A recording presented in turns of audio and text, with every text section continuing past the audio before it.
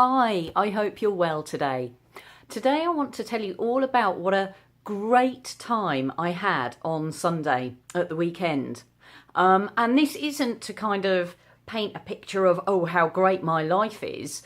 I have great moments in my life and I also have some pretty crappy moments in my life. So it isn't all, rose-tinted sunshine everywhere I go. But what I want to show you is the difference between my Sundays now that I'm living life sober compared to how they used to be when I was drinking.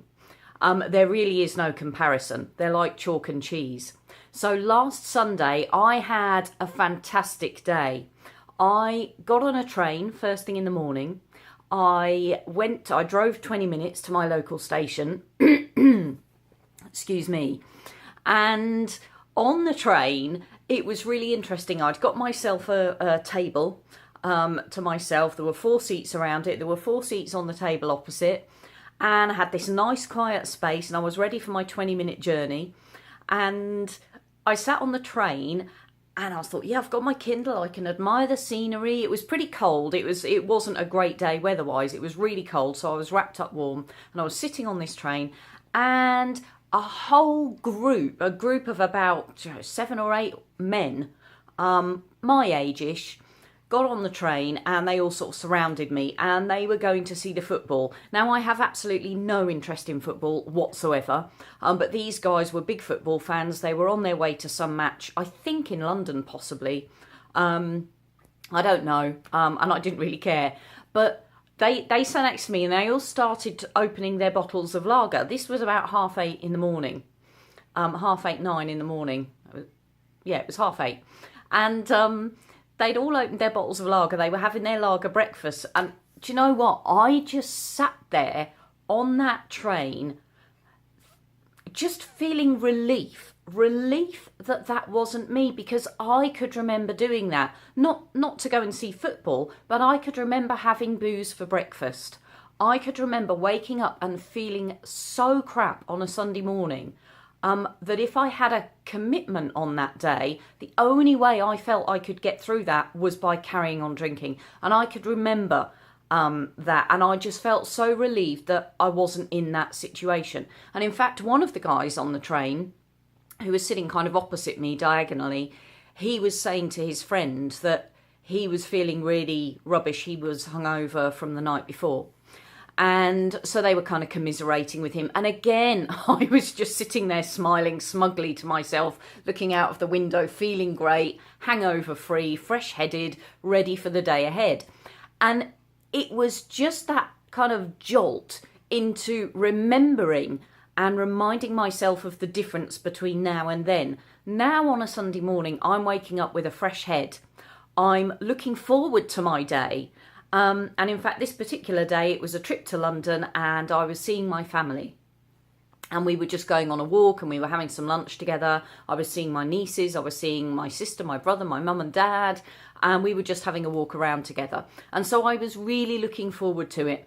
And the contrast between my enthusiasm, my happiness, my contentment, my excitement, sitting on that train on the way to London, was such a deep contrast to how my Sunday mornings used to be. So a Sunday morning for me when I was drinking used to be that I would probably have woken up in the early hours of the morning, hot, uncomfortable, heart palpitations, unable to get back to sleep, pores emanating stale alcohol fumes, my mouth and throat breathing stale alcohol.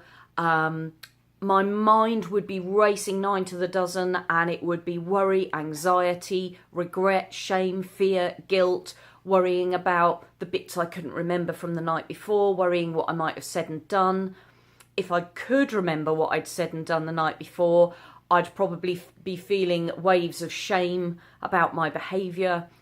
And so I'd wake up in the really early hours of the morning knowing that sleep was a healer and sleep would make me feel better, but unable to achieve it.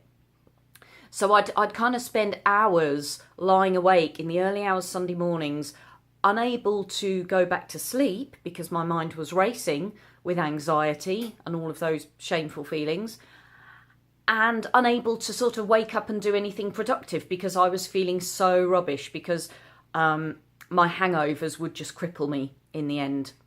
And so I might, if I was lucky, around 7 o'clock or something like that, doze back to sleep again, and I might tell myself, oh, this is really good, I'm going to go back to sleep and I'm not going to wake up, I'll sleep through the morning. But that would never happen. I might doze for 20 minutes, half an hour, maybe a couple of hours, and I would wake up and I'd still feel really, really bad. And my Sunday mornings used to be spent lying in bed, basically. If I had any kind of commitments, like a social commitment, a meet up with anyone, or any other type of commitment, like, I don't know, maybe going to the gym or doing a workout or anything else, I would literally lie in bed gripped by panic, by anxiety, rising anxiety levels, panic attacks. I would be terrified of even doing things like going to the shop, because the thought of facing the supermarket would fill me with terror.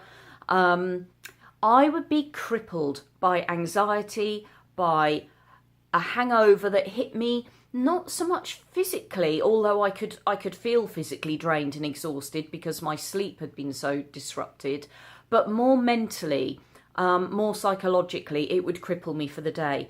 And the only thing that would see me through was the thought of 6 o'clock coming around on a Sunday evening and being able to reach for a drink again.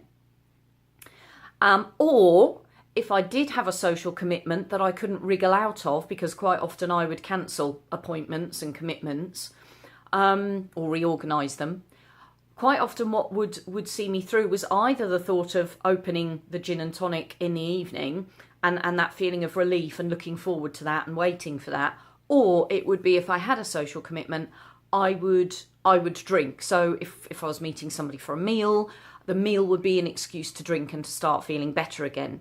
So my mind would always be on the next drink, and I wouldn't be able to take anything in. I wouldn't be able to connect with anything during the day, connect with any people or any experiences, because my panic and anxiety would be in the way, and my energy would be focused on the next drink and feeling better from that. And that's how my Sundays used to be. Often just a complete waste of a day.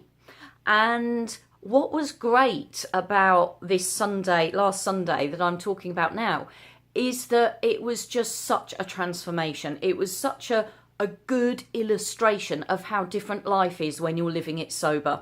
So first thing is, you wake up and you don't have the hangover, you've had a good night's sleep, you've had a refreshing night's sleep.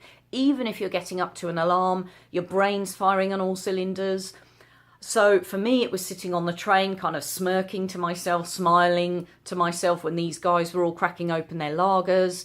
It was changing trains, getting onto a fresh train, and actually observing what was going on around me and connecting with it. So watching people, listening in on their conversations, not in a rude way, just in an overhearing kind of way, and just sort of taking an interest and being curious about people and what was going on around me. And watching things. Like I developed on the train into London, after I'd done one train change, and then I got a train into London. And incidentally, in my drinking days, when I was kind of gripped by these rising anxiety levels, I would never have been able to have got on a train, changed trains, gone on a train into London without feeling massive panic attacks, waves of anxiety, etc. That just couldn't have happened. I would have cancelled it or reorganised it. So there I am on the train into London, and there's a couple of women sitting opposite me, and one of them had a little baby in a buggy, and the baby was facing away from her and it was facing me, and it was fast asleep. Now, I'm not a particularly, motherly or maternal type person. I'm not really into babies. But I must admit, I was taken with this tiny little being, this tiny little baby in the pram. And when it opened its eyes, it had that really wide-eyed, direct, intense, focused gaze that babies sometimes have. And it was looking at me directly in the eyes. and it was just staring with an intense focused concentration. And I was staring back and smiling, and I was really kind of connecting with this little baby, and in the end it was smiling and gurgling, and we had a bit of a connection, and I was chatting to the mother and her friend. All of this connecting and engaging with people on my journey. And then when I finally got to London, met up with family, had a great time. We went for a lovely long walk, chatted to all my family members, chatted to my nieces, walked along the canal, watched we were in a place called Little Venice in London, which is by Paddington Station. I don't know London that well.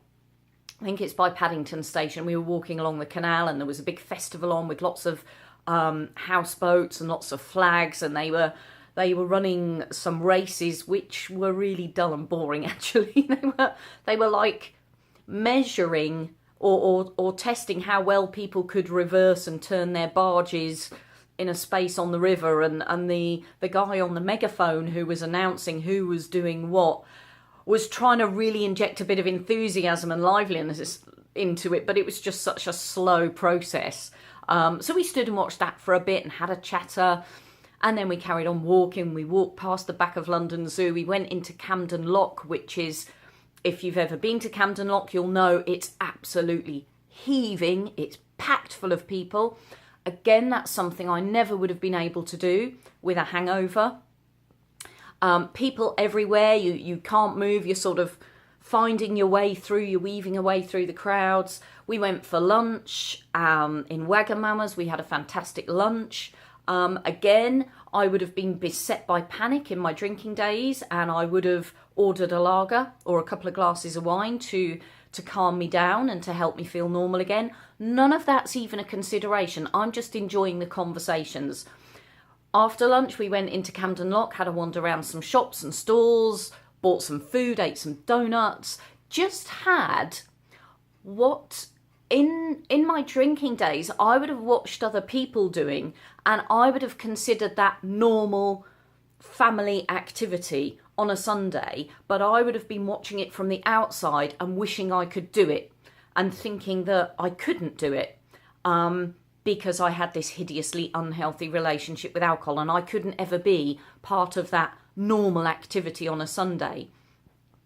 And I think what was striking me on this particular Sunday was that I am now part of that normal activity, and I'm just engaging with life, with the universe, with the world around me, with the people around me, with the events around me. My brother and I were larking about. We were being silly. We were acting like teenagers. We messed about. There's a place in Camden Lock, the Serial Killer Cafe, which is cereal as in breakfast cereals. And it's a cafe where you're only served cereal, and they've got a big board outside where you can stick your head through the hole in the board and have your photo taken, which we did. In fact, I'll post a photo. I'll put the photo of us doing that at the end of this video, just so you can have a look if you're interested, if you want a laugh, but it's us just being silly. So it was one of those fantastic, silly, normal, chatty family days, which I really, really enjoyed. And it just brought to my attention again, as most things do these days, the difference between what life was like when I was drinking and how much better it is now that I'm sober. How everything's in almost like full HD. You know, it's a big, crystal clear, interactive world, and I'm connected with it all. And that was something I wasn't when I was drinking. I was kind of numb to it all. I was on the outside of it all. So just wanted to give you a bit of motivation and inspiration about how living life sober is so much better than when you're drinking if you have an unhealthy relationship with alcohol. So for more tips, inspiration, motivation, stories about living life sober, you can subscribe to my channel. I'll look forward to catching up with you very soon, but in the meantime, let's go get sober together.